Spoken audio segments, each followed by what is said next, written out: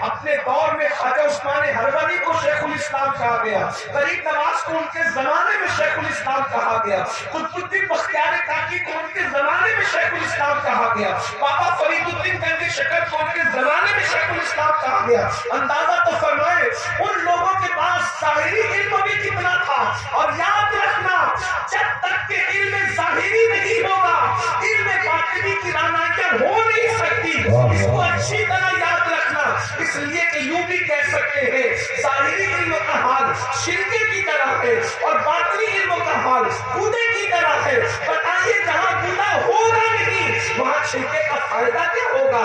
اللہ اکبر۔ اور جہاں پر اللہ اکبر چھلکا ہی نہیں ہوگا تو کودا کیسے محفوظ ہوگا؟ اس کی حفاظت کیسے ہوگی؟ غریب نواز پوچھ رہے ہیں بستیاں ویران ہونے کی وجہ کیا ہے؟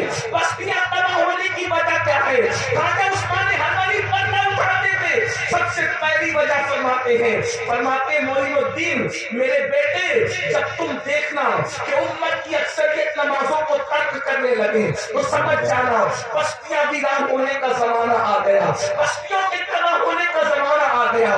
آج لوگ گھروں کے اجڑنے پر روتے ہیں، آج لوگ پوری دنیا کے اندر رونا رو رہے ہیں، یہ بستی ویران ہو گئی، وہ بستی ویران ہو گئی۔ یقیناً بستی ویران ہو رہی ہے، آپ سے زیادہ ہمیں بھی تکلیف ہے، ہم ظالموں کے ساتھ نہیں ہیں۔ اللہ رب العزت ہر ظالم کو اس کے ظلم کا مزہ چکھائے گا۔ یاد رکھنا خدا کفر کو مہلت دیتا ہے مگر ظلم کو مہلت نہیں دیتا۔ اللہ اکبر۔ اللہ رب العزت مولا کائنات کا فرمان ہے کفر والوں کو تو مہلت مل جاتی ہے مگر ظلم والوں کو مہلت نہیں ملتی۔ اللہ اکبر۔ آپ دیکھ نہیں رہے ہیں صدیوں سے مکے والے کفر کرتے تھے لیکن اللہ نے ان کو مہلت دی۔ جب مصطفیٰ جان رحمت پہ پتھر برسائے ہیں تو اللہ نے ان کو مہلت نہیں دی، پتھر برسانے کے بعد خدا نے ان کو ہلاک کر دیا، ان کو تباہ کر دیا، ان کو برباد کر دیا۔ اللہ اکبر۔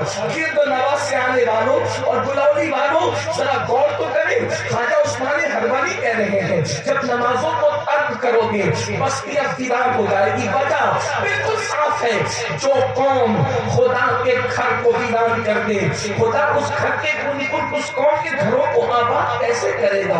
اللہ اکبر۔ میرے آقا صلی اللہ علیہ وسلم کے دیوانوں، ہمیں جس چیز کے لیے کہا جاتا ہے ہم تیار ہو جاتے ہیں، ہمیں کہا جائے یہ کر لو ٹھیک ہے، یہ کر لو ٹھیک ہے، لیکن جب نماز کی بات آتی ہے ہم لوگ بہت دور ہیں۔ اللہ اکبر۔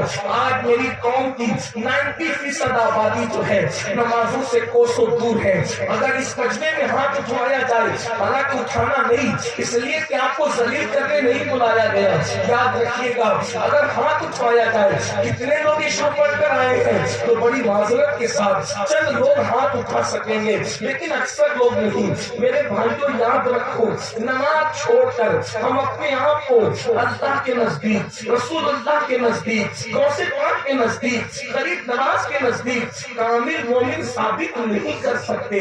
اللہ اکبر۔ حالات کیا ہو گئے ہیں، 10 منٹ کا ٹائم لگتا ہے ایک وقت کی نماز کے لیے، لیکن ہم لوگ چوروں کے ساتھ اپنی اولاد کو بیٹھنے سے روکتے ہیں کہ میرا بیٹا چوروں کے ساتھ بیٹھے گا تو وہ چور بن جائے گا۔